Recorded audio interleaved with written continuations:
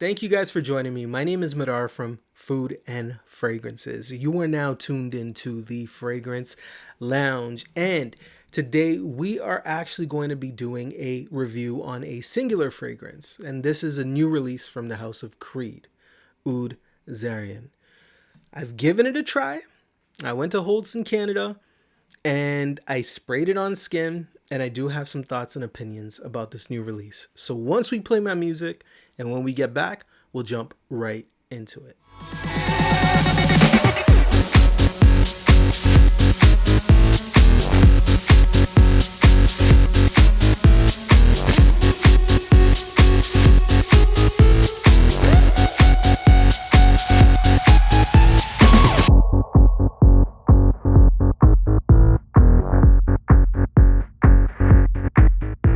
All right, so we're going to be talking about the new release from the House of Creed, which is Oud Zarian. I'm not 100% sure at the time of this video that it's being released, because when I was speaking to the representative at the store, they were mentioning that it was available for pre-order and then available for pickup in about 2 weeks. So putting that aside, let's kind of get into it, because I did put it on skin. I was kind of anticipating this fragrance just because a couple of friends of mine have tried it. And, when Creed kind of sends out the little samples, they tried it. They were kind of praising it and kind of got my curiosity because, as you can see, I do like the House of Creed. But I guess we'll jump into it. So first things first, what's kind of the catch with this fragrance, or why are people talking about it? From my understanding, you have Royal Oud, and then you have Oud Zarian, which utilize the ingredient of oud.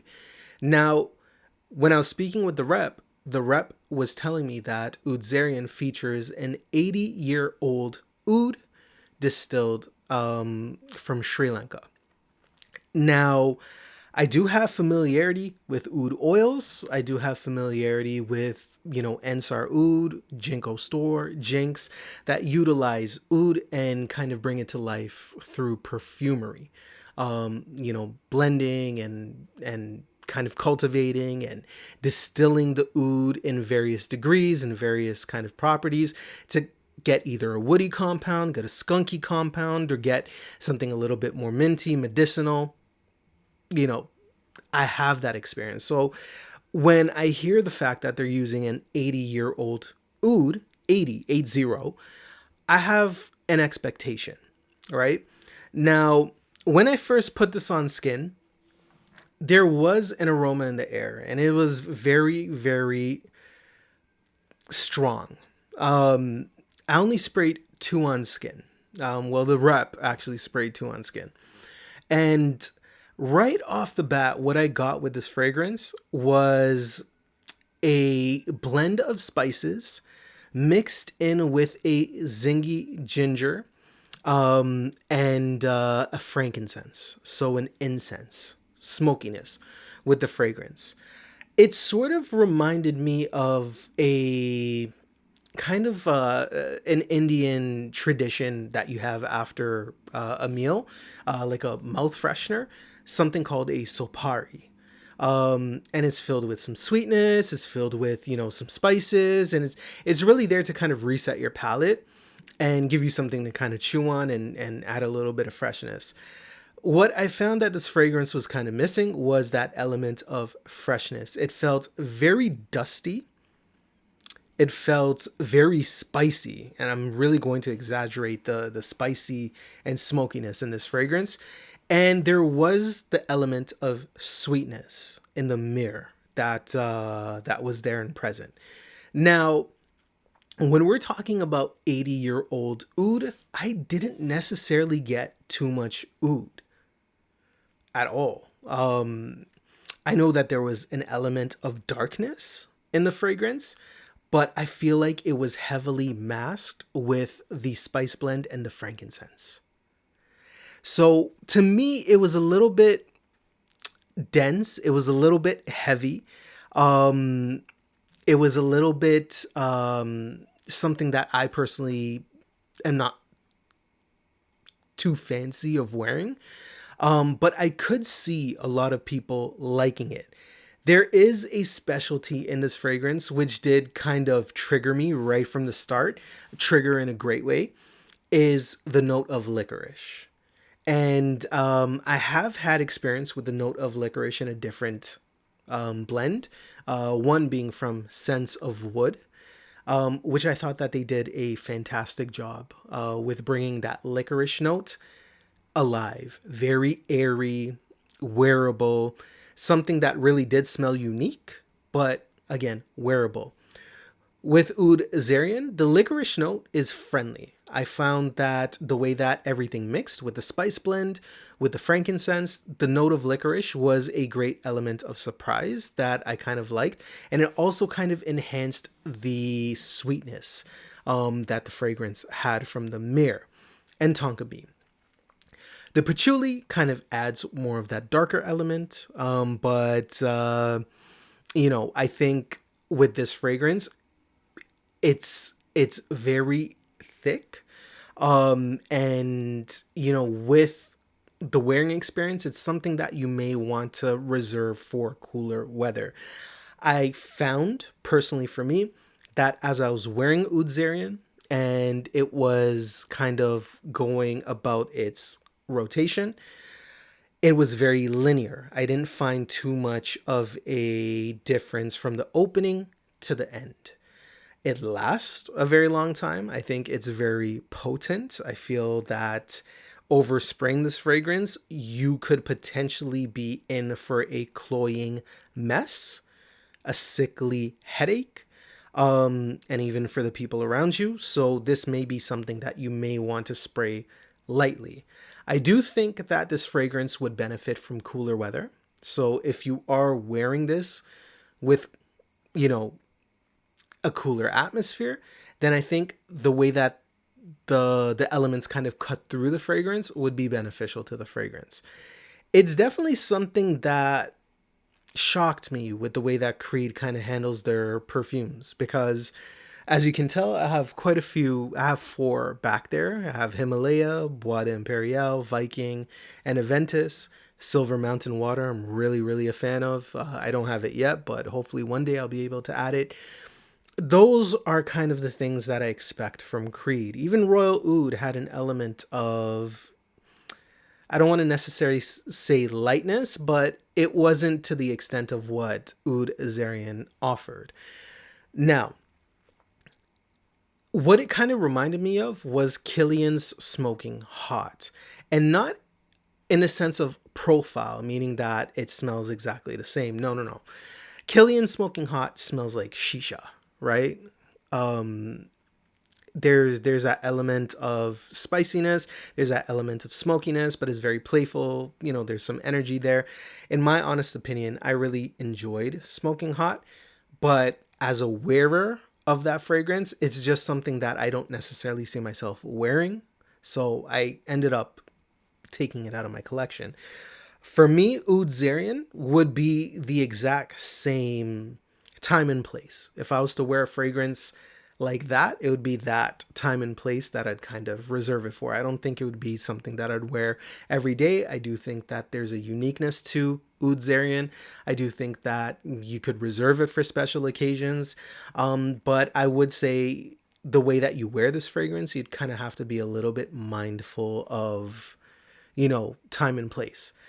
It's a fragrance that I highly, highly, highly recommend sampling first. I do not think that this is blind buy safe, especially at the price. When I was speaking to the rep, I believe they were advising me it was $850 to $900 Canadian that they were asking for the price of this fragrance for a Creed, which to me is a little bit of a hard one to digest, because when you're talking about fragrances in that price level, you're talking about, Henry Jacques, you're talking about Krieglers, you're talking about Boudicias, you're even talking about higher end Rajas, right? The purple caps. You have to kind of tread on waters here, in my honest opinion. I do think that you could get fascinated by the wearing experience when you sample it, but I'd really say err with a side of caution, because there could be a fatigue that develops with this fragrance, especially 100 mLs of it. And you could see yourself selling this fragrance potentially at a loss once you realize that it just may not be the right amount of wearability to the price point being charged.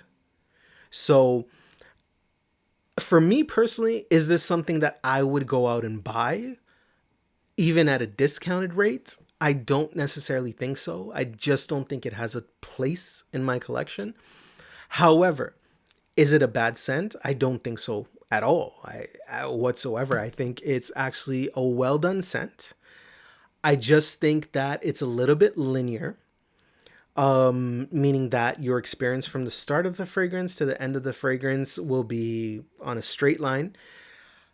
I'll say this, as I was wearing it, walking around in the car, my wife wasn't necessarily the most pleased with the fragrance experience, to the point that even I was even thinking about scrubbing it off. However, if you do like the more denser fragrances, if you like the more louder fragrances, I do think that this fragrance could be something that you may add into your collection. Go easy on the sprays. I don't necessarily think this is something you should empty, go 5 sprays, 6 sprays on a wearing experience. I definitely think this could be a lighter experience, but realistically, what you're getting out of this fragrance is a frankincense, spiced. The ginger is not really that fresh, energetic ginger. It's more so to kind of give a little bit more zing to the spice, so it still wears more denser and more heavier. And then you got the sweeter elements in here, and darker elements for sure. So sample it, see what you think. I don't necessarily think it's a bad release from Creed. I just think that it's not going to hit the mark that I think that they're trying to kind of set out for. But it will be a change of pace, especially from a lot of other things that they've done. So let me know your thoughts in the comments below. What you would rate it, how your experience with it is. And before kind of jumping into the comment section, wear it multiple times and then kind of go from there, right? Because it's easy to get captivated by a fragrance when you spray it one time and you're not wearing it. And you kind of get that energy and you're just like, damn, this is pretty good. But the more times you wear it, then you'll kind of realize, okay, when can I wear it? How am I going to wear it? And things like that, right? So let me know in the comment section what your thoughts are. For me personally, if I was to rate this fragrance, I'd probably give it a 6.5 out of 10. And the reason as to why, I think the versatility is just not where I want it to be.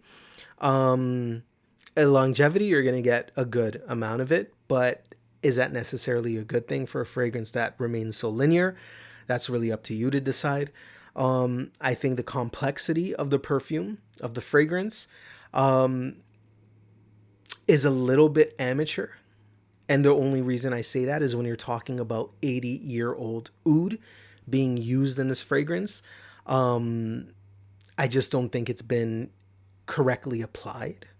And when you're talking about the price point that they're asking because of the ingredients that they're using, I just think there's a little bit of a disconnect there. So, get it on skin, see how you feel. Don't take reviewers' takes as an end-all be-all, because again, for something as priced as this, it's better that you make the decision, but these are just my opinions. So thank you guys for joining me, and much love. I'll catch you guys on the next one. That was my quick review of Oud Zarian. If you have any questions, leave them down below too. Peace out. Much love. Catch you on the next one. Bye.